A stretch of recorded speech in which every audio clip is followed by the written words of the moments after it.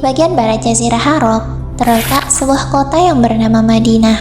Kota yang sunyi di tengah padang pasir, namun menyimpan takdir besar bagi sejarah politik dunia Islam. Semenjak pasca wafatnya Rasulullah SAW, tepat di hari Senin 12 Rabiul Awal 11 Hijriah 632 Masehi, para sahabat berkumpul di Saqifah Bani Saidah untuk membahas siapa yang paling pantas memimpin umat setelah beliau. Kaum Ansor mengusulkan pemimpin dari golongan mereka. Kaum Muhajirin lantas mengingatkan bahwa Rasulullah SAW berasal dari kaum Quraisy, maka kepemimpinan harus berada di tangan kaum Quraisy. Disinilah terjadinya musyawarah politik pertama dalam sejarah dunia Islam. Di tengah perdebatan itu, Umar bin Khattab akhirnya membuka suara. أمركم على خيركم صاحب رسول الله وثاني اثنين إذ هما في الغار وأولى الناس بأموركم فقوموا فبايعوا. Satu persatu, sahabat pun mulai maju. Dan disinilah khalifah diputuskan dengan baiat dan kepercayaan. Para sahabat akhirnya memahami satu hal, bahwa umat harus dipimpin oleh orang yang paling mencintai Rasul dan paling setia pada ajaran beliau. Dan ternyata nama Abu Bakarlah yang bergema.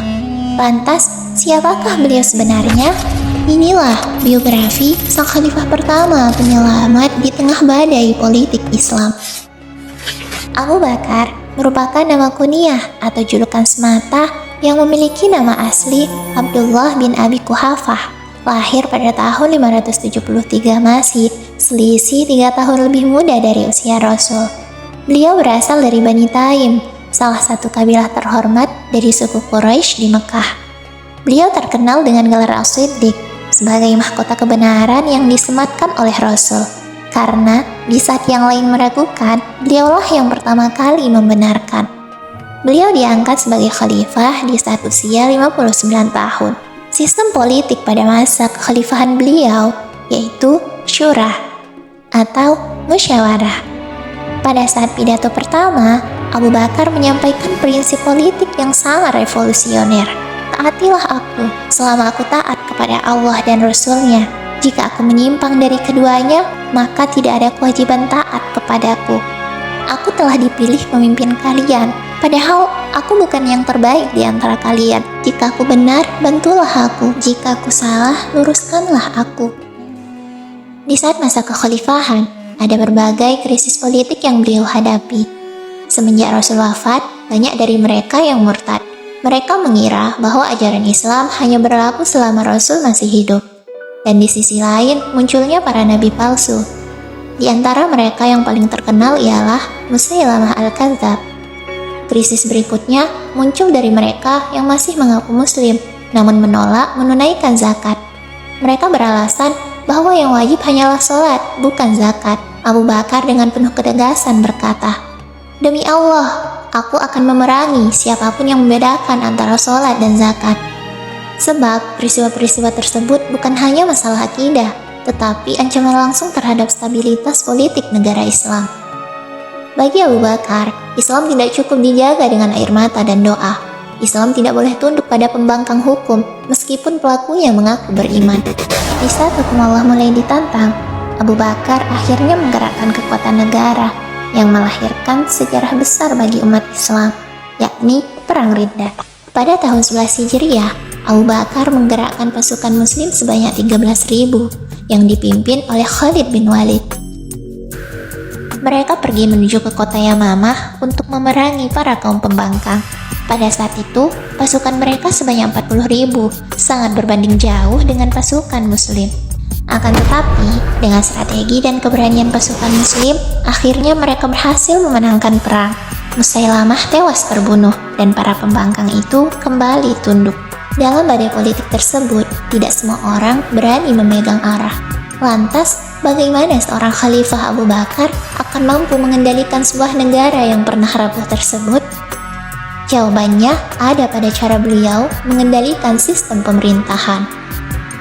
Sistem pemerintahan pada masa Abu Bakar ialah bersifat khilafah. Cara pemerintahan, Abu Bakar memimpin sebagai kepala negara dan pemerintahan, serta sebagai pengawas hukum dan keuangan. beliau memerintah berdasarkan Al-Quran dan hadis, serta musyawarah para sahabat. Pemerintahan Abu Bakar memang terbilang sederhana, tapi sangat fungsional dan jelas. Struktur pemerintahan beliau meliputi 4. Pertama, Majelis Syuro, berfungsi sebagai badan penasihat khalifah. Di majelis inilah para sahabat senior memberikan kritik dan masukan terhadap kebijakan negara. Kedua, Amir atau Gubernur. Para amir dipilih berdasarkan ketakwaan, kecakapan, dan kejujuran. Abu Bakar membagi wilayah Islam ke dalam beberapa daerah yang dipimpin oleh para amir tersebut. Ketiga, Qadhi atau Hakim. Dalam sistem pengadilan, Abu Bakar mengangkat Qadhi untuk memutuskan perkara hukum. Qadhi bekerja secara independen dan tidak tunduk pada tekanan politik. Keempat, Baitul Mal. Baitul Mal berfungsi sebagai lembaga keuangan negara. Semua pemasukan negara seperti zakat, ghanimah, dan sedekah dikumpulkan di sana, lalu didistribusikan untuk kepentingan umat. Setiap keputusan Abu Bakar merupakan penentu masa depan umat, dan dari sinilah prestasi-prestasi besar beliau bermula. Pada bidang agama, beliau memerintahkan para sahabat untuk mengumpulkan Al-Quran ke dalam satu mushaf. Tanpa keputusan ini, Al-Quran bisa tercerai-berai setelah banyak penghafal yang gugur dalam perang Riddah. Sedangkan di dunia politik, Abu Bakar menggerakkan ekspedisi ke wilayah Romawi dan Persia. Meskipun belum menghasilkan perluasan wilayah yang besar, tetapi beliau adalah pembuka gerbang pemerintahan Islam di sana, dan khalifah selanjutnya yang kelak masuk di gerbang tersebut. Setelah 2 tahun memikul kekhalifahan, tubuh Abu Bakar kini mulai melemah karena sakit. Saat beliau merasakan ajal kian dekat, beliau tidak ingin membiarkan umat ini berjalan tanpa arah. Dengan sisa tenaga, beliau bermusyawarah dengan para sahabat, lalu menunjuk satu nama yang dikenal paling tegas menjaga kebenaran, yakni Umar bin Khattab. Tak lama setelah musyawarah itu, sang khalifah kini telah wafat, tepat di hari Senin 22 Jumadil Akhir 13 Hijriah 634 Masehi, dalam usia 63 tahun. Usia yang sama dengan Rasul, dan dimakamkan tepat di samping makam Rasul. Seolah-olah takdir ingin kembali menyandingkan beliau berdua.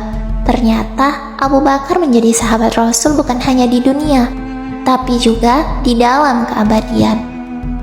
Dari sistem politik dan pemerintahan Khalifah Abu Bakar As-Siddiq, kita belajar bahwa kekuasaan bukan hanya tentang siapa yang paling kuat, tetapi siapa yang paling amanah. Dan ketegasan merupakan bentuk kasih sayang dalam kepemimpinan. Maka hari ini, ketika kita berbicara tentang politik dan pemerintahan, jangan hanya bertanya tentang kekuasaan, bertanyalah juga tentang kejujuran, keberanian, dan tanggung jawab. Karena itu merupakan warisan sejati dari Khalifah Abu Bakar As-Siddiq. Saya, Faula Ramadhani. Semoga jejak politik dan pemerintahan Khalifah Abu Bakar As-Siddiq dapat menginspirasi kita untuk menegakkan kebenaran dengan menapaki jalan politik dan pemerintahan.